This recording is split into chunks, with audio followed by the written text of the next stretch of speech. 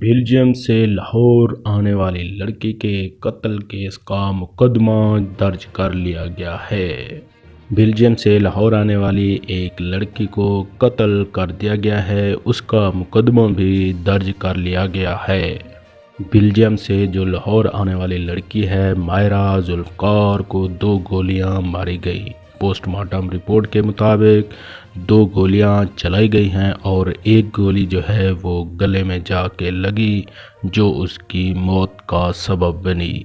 مائرہ ذوالفقار مقتولہ کے دوست طاہر جیدوان اور سعود امیر بٹ سمیت 4 ملزمان کے خلاف مقدمہ درج کر لیا گیا ہے۔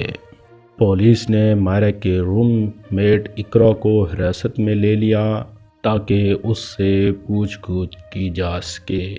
بیلجیم سے لاہور آنے والی لڑکی کے قتل کا مقدمہ۔ بیلجیم سے جو مائرہ ذوالفقار لاہور آئی تو اس کو قتل کر دیا گیا۔ اس کے اوپر 2 گولیاں چلائی گئیں، ایک گولی اس کے گلے میں جا کے لگی جو کہ اس کے قتل کا سبب بنی۔ مائرہ ذوالفقار کو 2 دوستوں نے مل کر مارا ہے جو کہ اس کے دوست تھے اور مقدمہ جو ہے 4 لوگوں کے اوپر درج کر لیا گیا ہے۔ جیسا کہ بیلجیم سے لاہور آنے والی لڑکی کو قتل کر دیا گیا اور 4 لوگوں کے اوپر مقدمہ درج کر لیا گیا ہے۔ اللہ حافظ، اپنا خیال رکھیے گا۔